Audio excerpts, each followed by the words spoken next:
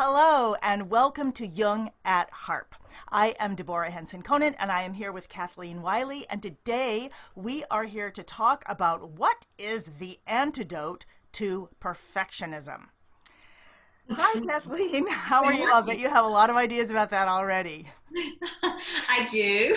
Okay, well let me tell you what made me think about this is that I struggle with perfectionism, but lately I've been talking to so many other people, and especially students in my academy who are signing up for coaching sessions. And what they really want to talk about is how to deal with perfectionism. And I'm beginning to realize, for everybody it's this secret thing, like I think I'm the only person who has to deal with this, and maybe this isn't appropriate, but it just keeps coming up over and over and over again. And I know that I have my antidotes that I work with, and I still struggle with it. And I'm now that I'm thinking about it more, I'm realizing more places I'm struggling with it. So I'd love to open that up to you and have us talk about what is the antidote for perfectionism, and why is it an ism? Why is it not something that's good and helpful for us? Yeah, well, I have a lot of converging thoughts. Yay! They're going like this. What I want to start by saying is I think part of the challenge for our culture collectively and for the Western world is that we have a sacred text that says, "Be ye perfect as your Father in heaven is perfect." The Judeo-Christian scripture says that. And the problem is that the word that was translated perfect from the original Hebrew and Greek really means be whole, W-H-O-L-E, yeah. to be whole. And so the real antidote to perfectionism is wholeness. That wholeness allows for all of it, the messy, the ugly, the beautiful, the well-ordered, the sequential, the scattershot, and that until we can make room for the whole, all of those parts of ourselves, we get caught in this intellectual construct of perfectionism, because it is an intellectual construct. It is not achievable, because what we see in nature is achievable is wholeness. Not perfection, but wholeness. There's a variety. Everywhere we look in nature, there's a variety of the way things look. Flowering weeds are called weeds just because somewhere along the way they didn't get designated as flowers for the garden. But they're part of the whole of the flowering. My goodness. We're dropping down deeper. Right, we are. So anyway, so that's what came up as you were sharing what we're going to talk about today. And yeah, well, it's interesting because so many things come out in my mind. I mean, so one of the things that I've done to work with it, and that I say to students is first of all, I noticed that perfectionism can kind of become this thing where it becomes a shell, and we're lining the inside of the shell, and it gets smaller and smaller and smaller. And you said the word stuck, and we get stuck in that idea of what it has to be in order to share it. And in my academy, I'm constantly asking people to share over and over again, and creating a safe environment for us to share in a totally imperfect way, and to call it out as imperfect, to literally call it half-baked sharing, and to embrace and to share and to celebrate that. And I try to do that myself as well. And there's so many things going on in my mind. I mean, one of the things that's going on in my mind is I'm working on a play right now that's called "What the Hell Are You Doing in the Waiting Room for Heaven?" I'm rewriting it. And it's really all about getting stuck in perfectionism and discovering that the perfectionism of trying to get into the heavenly choir by, being perfect and being big, and then finally realizing what a hell that is, and actually using imperfection to walk your way back out, and all the discomfort of imperfection to walk your way back out. So there's something about literally trying to do things badly and the joy of that. Because when we're little kids, we're not trying to do things badly, but we kind of are, because we're just trying to do things and we're not judging them as good or bad. So doing it is the success. Yeah, but I think you just said a key word there. When we're children, we're not judging it as good or bad. Right. And it's the judgment. And even the words perfection and imperfection come from the paradigm of judgment. So let's talk about judgment. How does that happen? Where does it come from? What is judgment? Well, I think it's learned. I mean, I think that there's a difference between judgment and discernment. And I think we need discernment. For instance, when, we're playing on the harp, and I one of the things I continue to work with is tone. So when I pluck the string, do I get the tone that I want? And so that requires a discernment of, is this the quality of the sound that I want? If it isn't, and I judge it as imperfect or wrong, then I also begin to exclude it. Whereas perhaps there is a piece of music or a composition like you're writing where that, quote, undesirable tone or imperfect tone is perfect to express, there's the word perfect, right, perfect to express what you want to express. So I think that the whole paradigm of judgment is problematic. When we can move it to discernment and realize everything has its rightful place. Everything has its rightful place. Well, everything. Yeah, right. Could you say that again? Musically and in our life. Yeah. Musically and in our life. So like when you muffle the strings of your harp with, a piece of fabric or something, you're getting a different sound, and it has a place when it is the expression of what your soul wants. It doesn't have a place if you're playing a classical piece that has a certain sound that is what you're desiring. Yeah, this is so interesting. It's making me think so many different things. I mean, one is, since the pandemic of 2020, when that happened, I immediately created 2 extra events a week, which are happening right now as we're creating this, where literally I just meet with harpists all around the world. It's free. It's called Harp Time Live. And what I do is I set up a groove or a blues sequence or something where I just set it up, I teach it, we play it. It's simple enough that everybody of every level can do it. And I show people how to do it on different levels. And and so it's sequential, like it might be an 8-bar thing. So we do it, and then we do it again, and we do it again. I might say, let's do it on the bass line. Okay, let's do it here. And people can do what I'm doing, or they can do something completely different. And there's, 40, 50, 60 harpists all around the world. Nobody can hear each other. Mm-hmm. Everyone's playing together. And the feedback that I'm getting from that is that people are loving it, in part because nobody can hear me. I can sit here and play and not have to worry about messing somebody else up.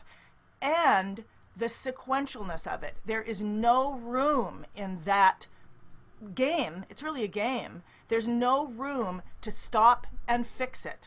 Aha! Wait, I just thought of something. Okay, the guy who helps me with my garden just said this yesterday. We were looking at the tomatoes, and I said, how come it's every year we have this problem with the bottom leaves, they get yellow? And he said, yeah, I think they were a little distressed when we first put them in. He said, but plants, they don't go back and fix stuff. They just go on. So they're not going to go back and fix that. They're just like, that's fine. Now let's go on and build the rest of the plant. And I think that's what's happening in this Harp Time Live. That because it's live and it keeps going, people are getting that understanding that we're to not stop and listen and try to fix it and make it right, but that part of the beauty is the action. And if we stopping to fix it, it doesn't move. No, you're absolutely right. I mean, I think perfectionism stops the flow of what wants to be expressed. Whereas if we can move to a paradigm of non-judgmentalness, a paradigm of discernment and expression, then we can just begin to say, oh, that was an interesting wrong note. Right. I recently made myself a performance manifesto because I've been working with my own anxiety, being, having come to the harp 8 years ago and learning the harp, living with a professional folk musician has been quite an interesting experience. Talk about feeling insecure, inadequate, and all those things. But one of the things I put on my performance manifesto was that I was going to embrace the unexpected notes for the beauty they expressed in the moment. And then my manifesto says the unexpected notes, formerly known as mistakes. And, so I think there's also this kind of looking at, okay, whose eye are we seeing through when we call it a mistake or say it's imperfect?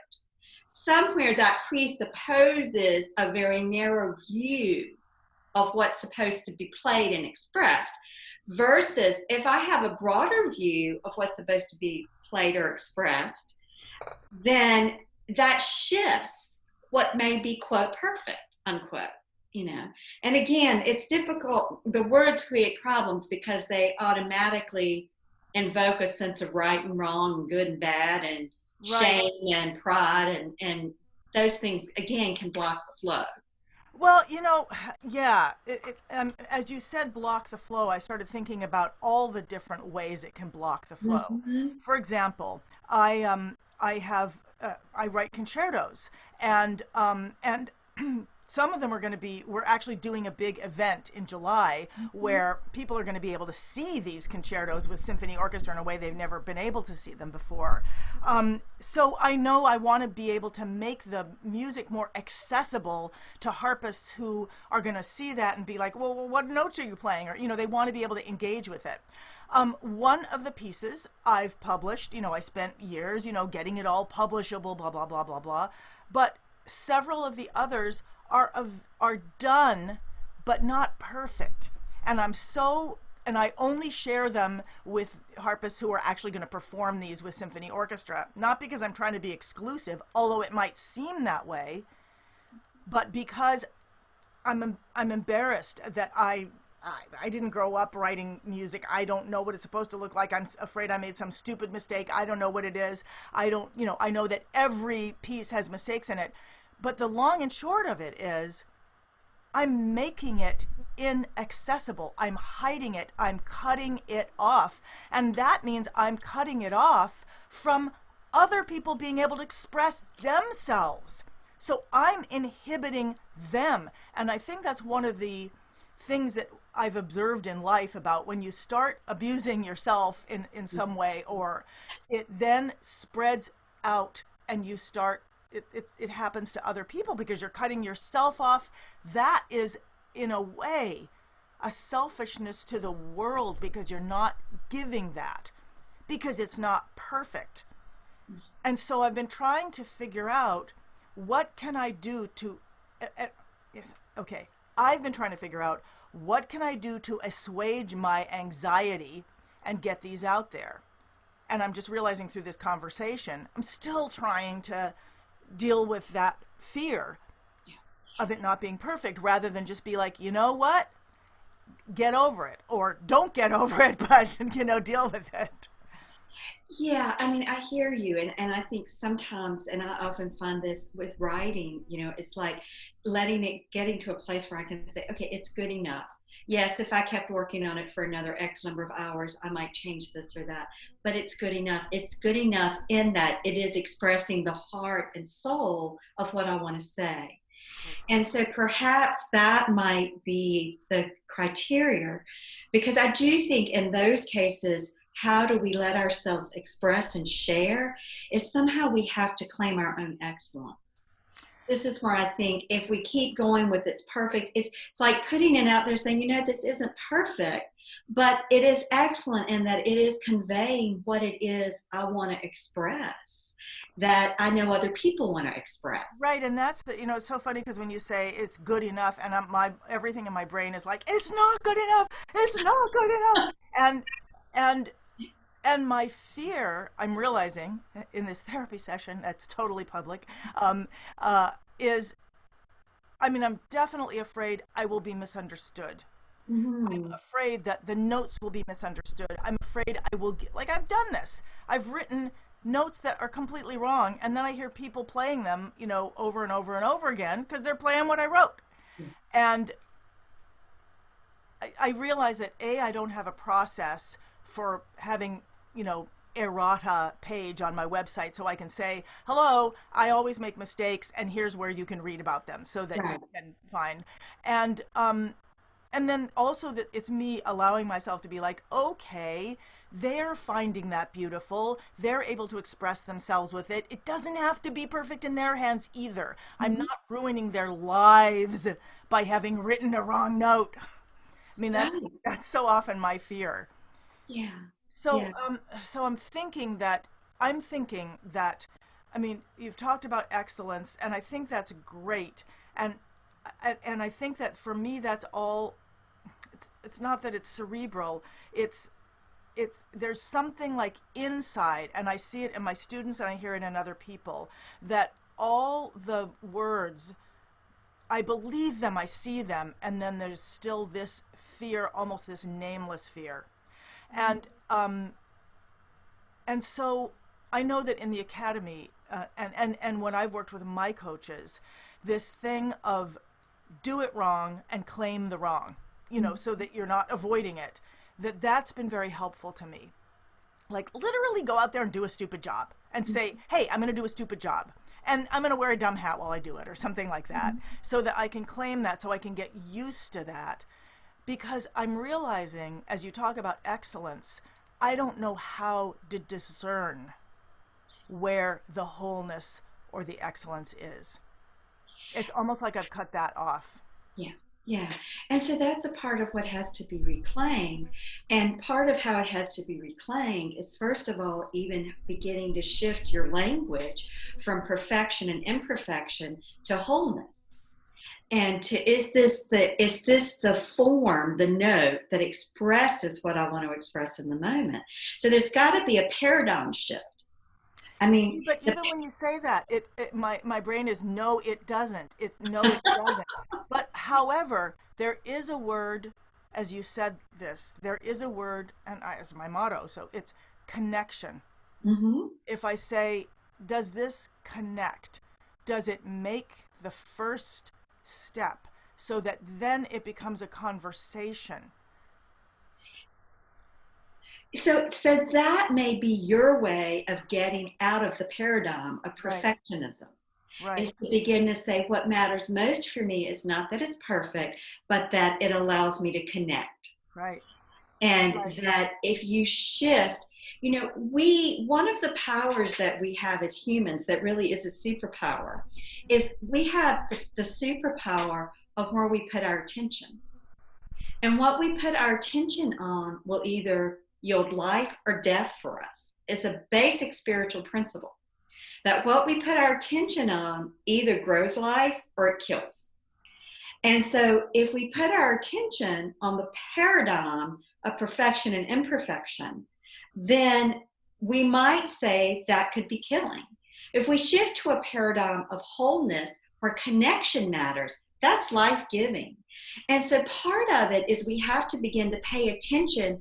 What happens in our body when we use the language? Because the language evokes a felt sense. And is that a felt sense that helps you move forward, or is that a felt sense that stops you? Is it a felt sense that you kind of dissociate from yourself, or is it a felt sense that helps you be more grounded in your own being? So language is really important. Yeah, as you're talking, I'm just, my brain is going like crazy. When you talked about attention, and that's what grows, I was thinking of sunlight. So it's almost like attention is the sunlight within your life. And then language is a way that we can help bring that light in. we can help to focus that light. So language is like a lens for the sunlight of our attention on what we're trying to grow in the garden of our lives. That's what I heard from what. I like that. Because I think language does become a lens. And I would like to say the words that we use are seeds. Every word we use seeds an experiential state in our cellular consciousness and the garden of our life. So the words actually are the seeds that grow from the sunlight, the attention, and our garden of life. And the words represent concepts, or? Well, yes, but behind that, the words represent balls of energy. For instance, when I say the word perfection to you, you feel something in your body. You feel some energy in your body. Well, that's the other thing I was going to ask about, this whole felt sense thing. Yes. I would love for you to talk more about that, because I get that we misunderstand words. They may mean different things at different times. Do you want to just talk about that? It sounds like that's a thing that... Yeah, so I'll just say felt sense is a beautiful phrase that Gendlin at the University of Chicago used as he developed a technique called focusing. And you can Google focusing and Gendlin, Gendlin. And what he uses the word felt sense, and I love it, to describe is where we have a sensation, usually in our torso. So there is a body sensation or innervation. There's a body activation or innervation that gets coupled with some kind of image and emotion that we feel. Most of us go through our life disconnected from the felt sense of the moment we're in. We're so in our head, trying to be in control, trying to figure things out, trying to orchestrate, that we aren't even connected to what's happening within our body, within our torso, between the neck and the thighs. So I just want to bring in a musical metaphor here, because this is something that we can work on as musicians. What I'm hearing you say is we're so into like what notes we're playing, we're not listening and actually experiencing the vibrations of what we're doing. Exactly. Okay. Exactly. Right. So we can actually start thinking about that. Like, what are we experiencing? Okay, carry on. But I want to say that's, again, a good for musicians, that you feel the vibration of the harp in your body. You feel the vibration of a horn. And if a horn player is playing with passion, it resonates in your body. This is the power of music. Well, I'm feeling the resonance of you right now. I can literally feel the vibration of you. So that music, that vibration of music is everywhere all the time. Absolutely. Absolutely. So that's what we want to be aware of in our own body all the time. That's the felt sense. So we could say, from a psychological perspective, felt sense is body innervation or sensation and image and emotion. In the musical world or in the spiritual arena, we talk about felt sense as vibration. Again, when people feel the rhythm in their body, they're feeling a vibration. They're feeling a pulse. So that's what the felt sense is. So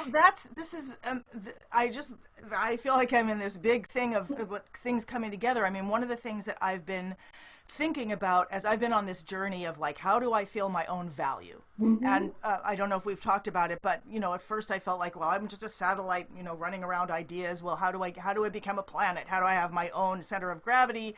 And how do I find my value? And I realized I find my value by valuing things. Mm-hmm. And then I started experiencing this in music. How do I get grounded? I get grounded by feeling my value. And at first I was like, well, am I grounded like a tree? Like I'm in roots, I can't move. And then I thought, no, I'm grounded like a planet that has a center of gravity.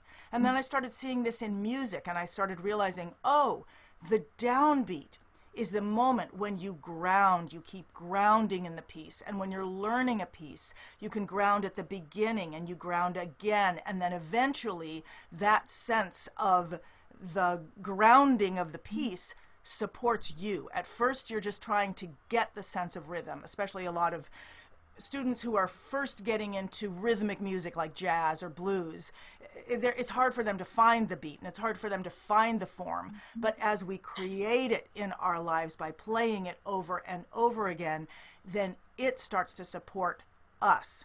And that value and that gravity is there. And so I think I'm hearing you talk about finding that on a whole other level of being able to connect into, am I close to what you're saying? Yeah, keep going.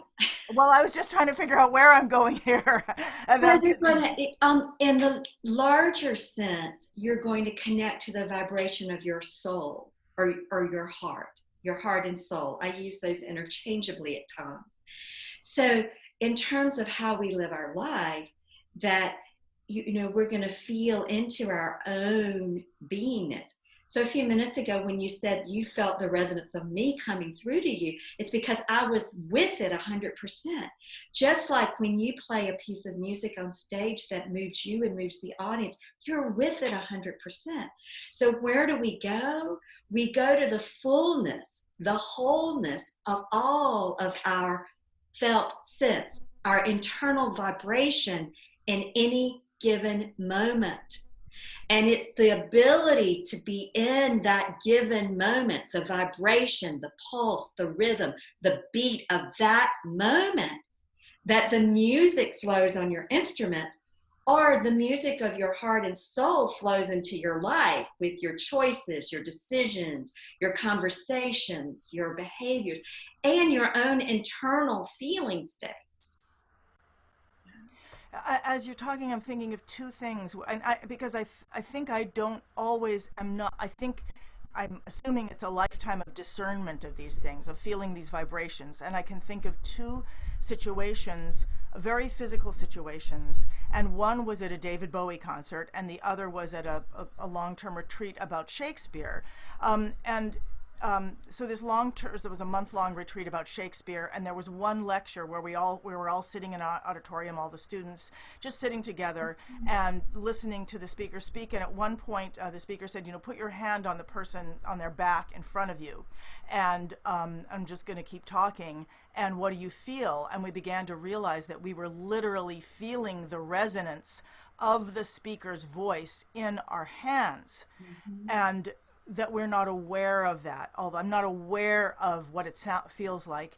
And this happened again in a David Bowie concert. I didn't grow up listening to records at all, so that was not part of me. But my boyfriend really loved David Bowie and took me to a David Bowie concert, and I had no idea what was going on. I didn't know the music. I couldn't hear it. I literally couldn't hear. I didn't understand what was happening, and I felt lost. It was a huge arena, and I just didn't know what to do. So finally, I leaned against the chair in front of me, a metal chair, and suddenly I could actually feel, I could discern different parts of the music through my body that I couldn't hear at all. Yes. So I'm thinking that for those of us who may not naturally discern things that others can hear, that we may need some interim. I may need something to, like you're talking about the music of your soul, and I may naturally express that. I don't know, but I don't know when I'm feeling it. Like when I said I felt your resonance a minute ago, I mean, I literally meant like I could feel the sound of your voice on my arm. Yeah. Yeah. So what are some other ways that we can help discern that? If it's like, yeah, I want to hear, yes, I want to see those vibrations, or I want to feel them, but I don't know how. Like I know that maybe just feel my heartbeat, or how would I work into that? Well, yeah. So 1, 2, 3 things that we can all do right now in this moment is tune into our breath, then do the body scan, which I mentioned frequently, check in and notice what's happening in your body. The third thing is then begin to dialogue with what's happening in your body. So if there's a tightness in your belly, ask that tightness to talk to you, tell you what it wants you to know. What's it offering? So breath, body scan, dialoguing with what you feel, literally the body sensations in your body. those are three things we can all do. I think on a bigger scale or a smaller scale, it's really smaller. I think this is where having some kind of practice that is designed to, or where your intention is to become more conscious of what's going on inside of you. And of course, psychoanalysis is all about that. Stream of consciousness journaling is one way of doing that. Spiritual practices like various kinds of meditation are ways of doing that.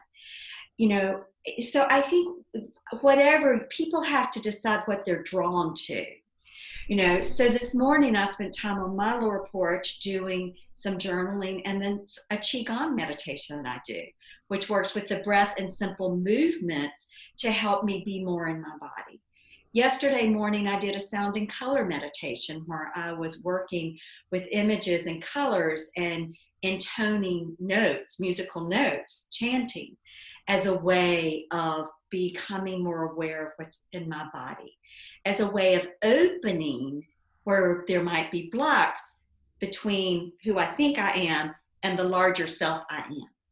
So I do believe that just like having a practice with your instrument, and you talk so much about this with the strings of passion, that we need a daily practice for whether we want to call it self-awareness or self-development or soul health. You know, and so just like we practice every day with our instrument, we are the first instrument we need to practice with. So those are some things that I do. And, you know, there are lots of things. If, again, you Google, there are many, many kinds of self-help books and disciplines. I really tend to, I mean, a couple I love, an old book by Jack Kornfield, A Path with Heart. He's a Buddhist monk. What's it called? A Path? A Path with Heart. Uh-huh. He has a lot of different meditations in there. The 1 Year Manual by Israel Regardie. He was a chiropractor, and he gives 12 practices that you do 1 a month that are designed to help develop your awareness of what goes on inside of you. So it's, I won't say there aren't people who are just born naturally with that, but the reality is it is really a skill and a mindset that has to be developed. And if we see very little children, they already are there. They just don't, 2 and 3-year-olds are in what's going on in their body, but they don't yet have words. Unfortunately, sometimes what happens as people learn words is the energy gets thwarted and blocked, versus that you then begin to find a way to let the energy express itself in a life-giving way. Versus, for instance, acting, you don't act out when you're angry and hit, but when you're angry, perhaps what you need to do is set the boundary. Hard concept for a 2-year-old. So sometimes what we're doing as adults is we're having to kind of circle back and reclaim some things we once knew. Well, you talked about, so we've talked about practices before, and we can talk about it many times. You also talked about analysts. Now, you are an analyst, and you are an analyst who uses a specific set of concepts, I'm assuming, from Carl Jung. And I know that in my class that I teach called One Song, The Nightingale, what my students have explained to me that I'm doing is basically helping them analyze the song to break it down into its component parts so they can engage with the component parts rather than trying to engage with this complex thing. So I'm curious, as an analyst, if you're willing to tell me, you know, what is it that you bring specifically to this? So this is what I tell people, and when they inquire about working with me, that if you work with me, that there are 4 areas that we're going to track. We're going to track to look at what's going on in the whole of your psyche, not just with your ego. Did you say track? To track, T-R-A-C-K, track. Yeah, I have to think. Can I spell this morning? And let me back up and say that what psychoanalysis, as well as Jungian analysis, but psychoanalysis of any persuasion does that's different from other modalities, is we are looking to see what is the unknown, the unconscious of psyche making known through the body, through unwanted emotion, through pervasive background moods or affect, through physical symptoms, through patterns of behavior where we feel like we keep doing things we don't want to do. So our view is not to pathologize those things and diagnose as a mental illness, but to look at what is the unconscious making known through this, quote, undesirable. Because Jung's belief was that whatever's going on in us is our psyche's best attempt at a cure, i.e., to help us be more whole. But sometimes those things that come into play when we're young, that work when we're young, create lots of trouble when we're adults. So that's the first stance that's really important, is that I'm informed by an attitude of wholeness, not a medical model of illness. And then there are 4 areas. We're always looking at what's going on in the here and now, what's happening in your present life. Second thing we're looking at is what of your developmental history, family patterns, early traumas, what Jung called complexes or learned patterns of feedback loops. What's going on developmentally that's affecting you today? You know, so we're not going back to look at developmental history just for the sake of looking at it, but we explore that when somehow we keep getting stuck and the energy we need is back here at 2. The third thing we do is we do look at what's going on with the unconscious that comes up in dreams, that comes up in numinous mystical experiences, which you had at David Bowie and at the Shakespeare workshop. We look at the unconscious expresses in many, many ways. And so we are always looking to see what's coming to us unexpected and how is our psyche talking to us. And then the fourth area is we look at what's going on between me as the analyst and the analysand.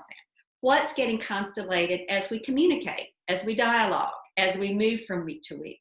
Because any relationship is a microcosm of other relationships.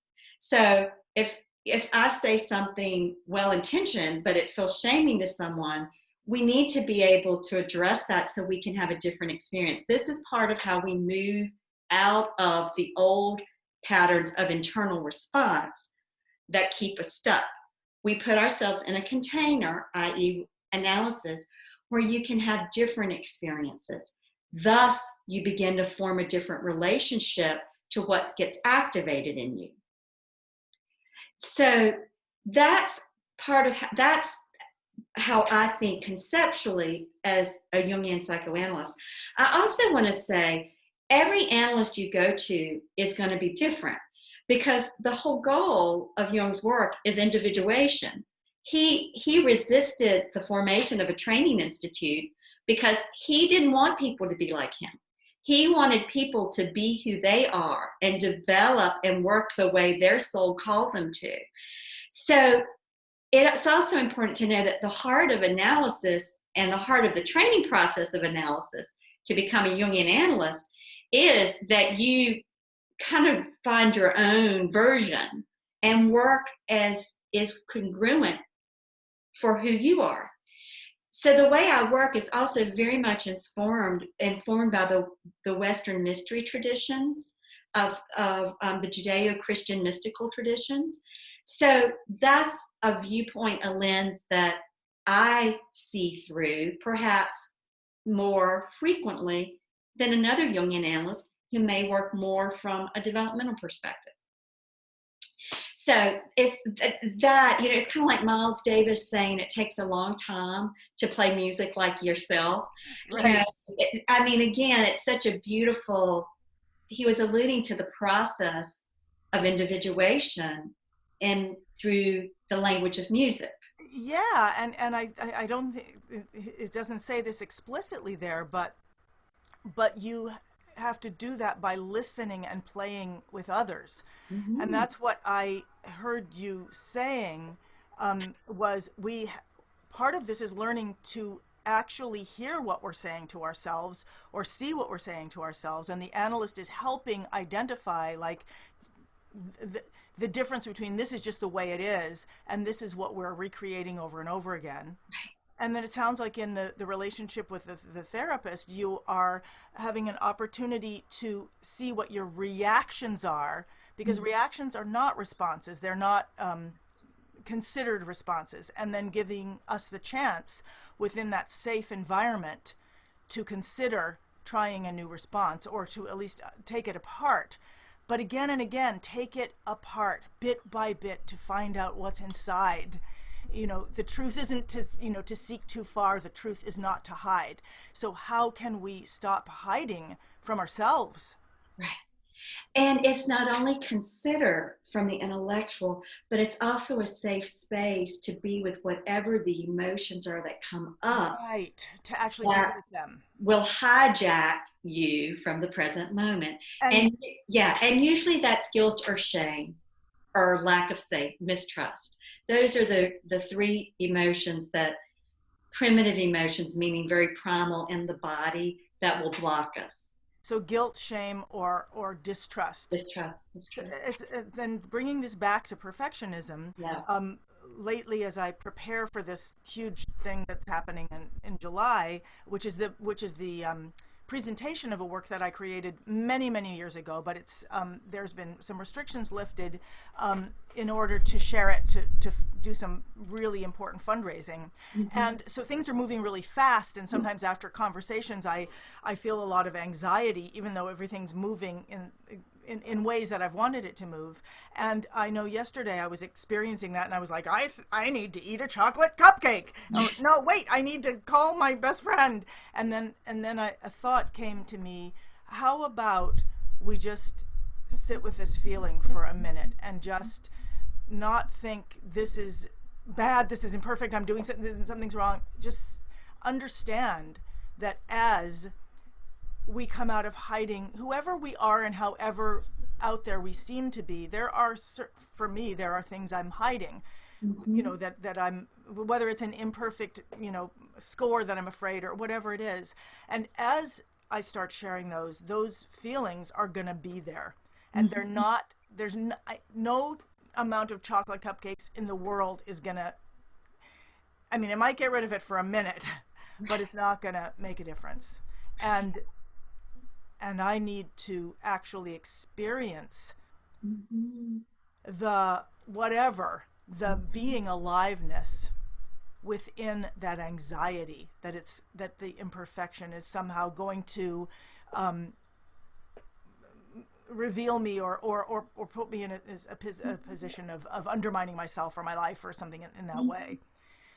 And so I'm assuming, and I'm just going to do a check-in here with you, because I'm assuming you've talked to hundreds of people who experience this as they feel safe enough to start stepping out. That feeling of anxiety it almost feels like a muscle that I haven't used, and it's so weak that it just shakes when I start using it. And that I can trust that as I just go there again and again, that will become a place I can be without feeling I need to run away from it. Absolutely. I often say to people, part of the work is just building psychic muscles. So you built yesterday, and that's such a beautiful example, to just sit and be with what you were feeling. And so it strengthened you instead of weakened you. And this is the paradox. When we can begin to keep ourselves and be with whatever we're feeling, including anxiety, and keep ourselves in dialogue with it, then that energy begins to organically transform, and it becomes an energy that you could then go back and perhaps move forward with whatever the next step was. So you eat the chocolate cupcake, it dissipates. Well, I didn't, actually. You didn't, but if you did, it would dissipate the energy, plus bring in a whole nother layer of guilt. Right. So it would take you. So that what you did yesterday is just primary, and there's no shortcut for that. The truth is we just have to do it 100 or more times a day. There's no way around it. Right. And as we're talking, I'm realizing that it feels like a big, huge, scary feeling, but I'm realizing that sitting with it can just be for a moment. I mean, it's really just that moment of pause, like the moment of listening or like the moment of letting the note pass. It's just a moment. And what you just said is that it's not about fixing that moment or being there or and really, I got to be here, sit here with this in my room for this. It's just the pause. Yeah. And then pause again the next time it happens, and then pause again the next time it happens, and be with it. Yes. In the simplest way. Yes. Yes. And again, one of the simplest ways to pause and be with it is to just breathe deeply into that part of your body. And that Right. And that comes back to your those practices of breathing, mm-hmm, listening, mm-hmm, and responding. yes. Yes. Well, that's something I can start practicing. Yeah. And the side effect of it will be you will begin to feel your wholeness and the beauty of all of who you are.